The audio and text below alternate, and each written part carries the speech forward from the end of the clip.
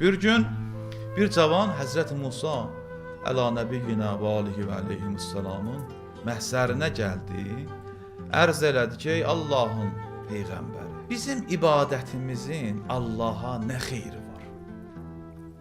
Bu qədər israr ilə dəvət eləyir, bizlərdən tələb eləyir ki, ibadət eləyin, ibadət eləyin.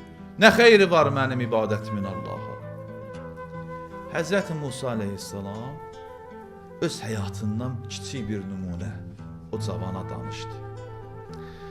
Həzrəti Musa buyurdu ki, o zaman ki mən Həzrəti Şüeybin qoyunların otarırdım, bir müddət Həzrəti Musa Həzrəti Şüeybin qoyun sürülərinə çobanlıq edirdi, otarırdı.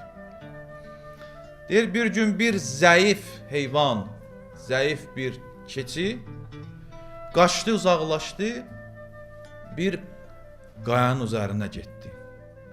Çox təhlükəli idi. Mən çox zəhmətlə, çətinliklə özümü o heyvana yetirib onu ağuşuma aldım. Həmin o kiçik heyvan. Və onun qulağına dedim, diqqət edin. Onun qulağına dedim ki, ey Allahın heyvanı, ey Allahın keçisi, bunu bil, mən sənin dalınca pula görə qaçmırdım ki, səni satıb cibimə qoyum. Xeyrə görə qaçmırdım.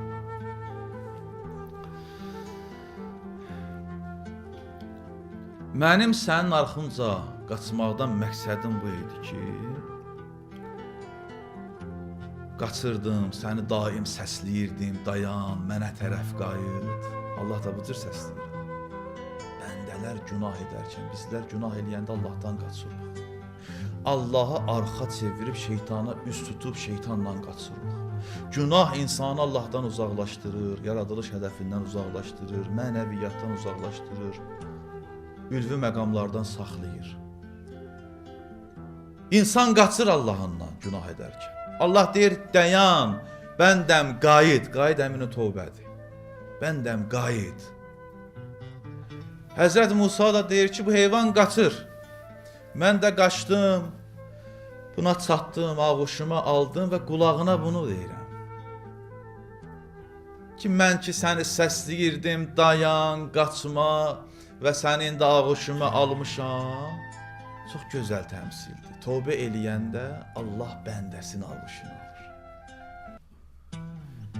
Sən elə bilsən, sənin puluva görə satım, səndən pul eləyim, cibimə qoyum, ona görədir. Yox. Səni bir təhlükə gözləyir, sənin xəbərin yoxdur ondan. Qurd, canavar deyilən təhlükəli bir düşmənin var. Hər an səni ovlaya bilər. Hər an onun tələsinə düşə bilərsən. Hər an səni məhv eləyə bilər. Sən onu görmürsən, sən onu tanımırsan. Mən ki səni səsləyirəm, qayıt, dayan, gözlə və gəlib səni ağuşuma almışam. Burada mənim mənfəətim yoxdur və mənfəətimə görə demirəm bunu. Mən səni istəyirəm o təhlükəli yırtıcıdan xilas edəm. Ki səni daim istəyir ovlasın. Ey cavan, Həzrəti Musa dedi, Allahın bizim ibadətlərimizə ehtiyacı yoxdur. O ki daim bizi ibadətə səsləyir, bəndəçiliyə səsləyir, qaydışa səsləyir, istəyir ki biz ondan uzaq düşməyək.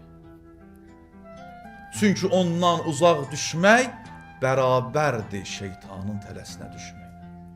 İnsan Allahdan üz döndərərsə, Allahı unudarsa, ortalıqda bir yer yoxdur. Ya Allahla olmalısan, ya şeytanla. Allahdan üz döndərdin, Allahı unuttun, şeytan səni ovlayacaq.